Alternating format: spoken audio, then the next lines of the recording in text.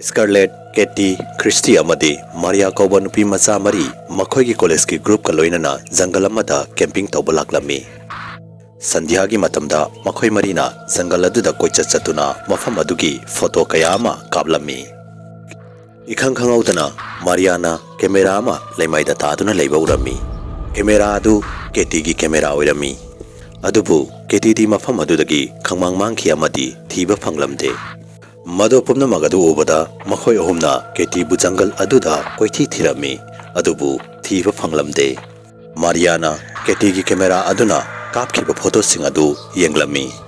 Camera aduda yauriba photo sing adu urubada Maria masa phombagi tu adu chunglami amadi yamna kirami. Camera aduda mami amagi photo ama yauba urami. Mami adu mi khara parap tauraga yamna wangba nupa amagi mami sumalami. Mami adugi photo adu camera aduda next tauriba makai naksilaklami. Camera aduda yauriba mami adubu masak khanglaglaba matungda Scarlett yamna kirami amadi pungangaglami. Scarlett na yamna kina nupa sidi Slender mani haiduna hairaklami. Scarlett ke wahi adu tabada Maria amadi Christina Slender man hairibasi kanano haiduna hanglaglami. Maduda Scarlett na asumna hairaklami. Slender man hairiba nupa asi horror legend amani. Mahakna inkhalakpa nupa masa amadi nupi masa singbu faduna mahaki makhada thamlami amadi mahakna tawningbata tawhalami. Amadi mahakna fariba angangsing adugi wakhal chohenba haibadi nauhanba ngami haiduna su hairakhi. Scarlett na mahakna su wari asi mamangda takhre adubu wari asi sajinaba wari ngaktani haiduna khalambani. Adubu Katie gi camera aduda yauriba photo adu urubadagi mahak Katie gi damakta yamna warami.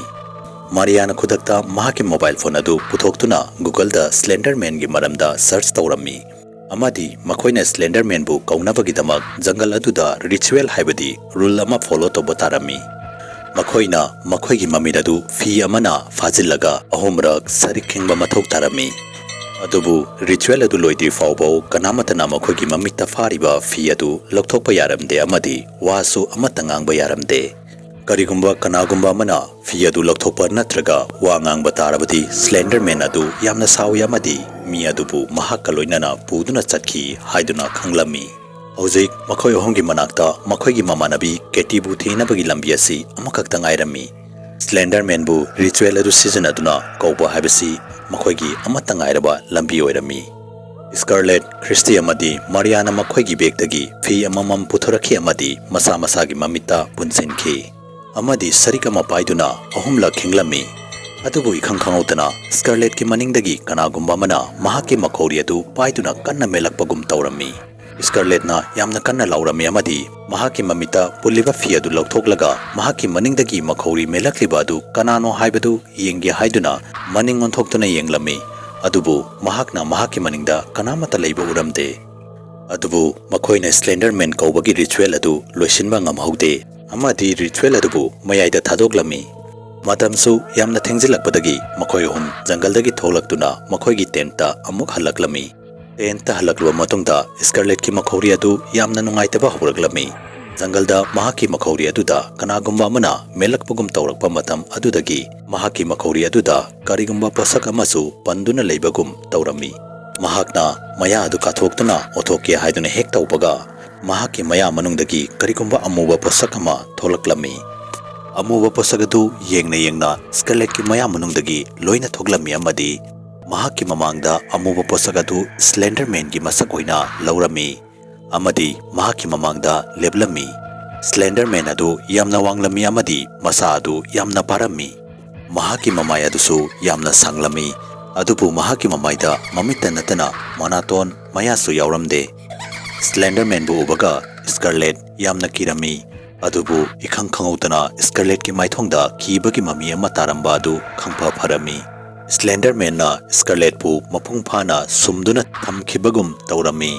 Scarlett na Christy amadi Maria bu khudakta phone tawrami amadi Katie na mangkhiba mafam aduda jungle da unasi haiduna hairami. Christy amadi Maria di mafam aduda chatpa haibasi yamna kirami adubu Scarlett na haimanbadagi yarami. Makhoina jungle aduda handakti makhoida kari thokani haibadu khanglamde. Makhoina jungle aduda hek yorakpaga Scarlett na makhoi anida mamita fi kisinaba haiduna hairaklammi Scarlet ki matawadu ubada Christina yamna kirami maramaduna mahakna Mariata halasi haiduna hairami maduda Mariana Christida nang wakaldo yamna khanjiluranu kaisu toroise haiduna hairaklammi adubu Christy mafam adudagi maning leithokna amuk tent lomda halaklami Scarlet Christy bu yamna munna yengduna lehawi adubu karimata hairamde amadi Mariada mamidadu fina kisinaba haiduna mukka hairaklammi Mariana mamidadu fina hek kisinbaga Scarlet ki maya manungdagi Slender Man adu amukasu thoglaklammi Slender Man atholakpaga Scarlet na Maria gi mamitagi fi adu lokthoki Maria na mahaki mamangda Slender Man leptuna leirambadu ubada yamna kanna laurami Maria na lawai khonjaladu tabada enta halakiba Christy sab leplami amadi amuk maning handuna mafam aduda laklaga upambi amagi marumdagi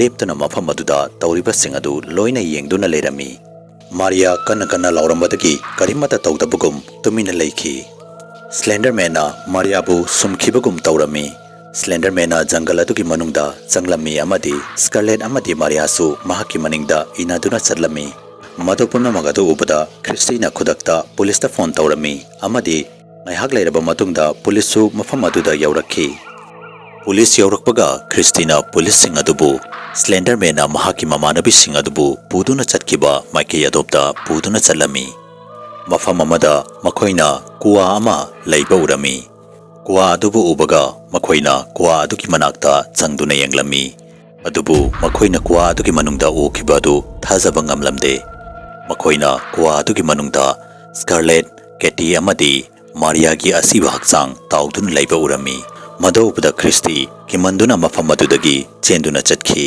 chahi kayagi matungda Christy wakhal choiraktuna angaubigum mahaki ka manungda tumina famduna leiba horakhi mahakna mahakbo Slender Man na faduna ka adugi manungda thambagum tawrami Slender Man hairiba sikanano amadi kadaidagi lakhibano karamna mahak asuktam thiba bhoot ama oirakhibano haiba adu mathangi video da amuk punna taminarsi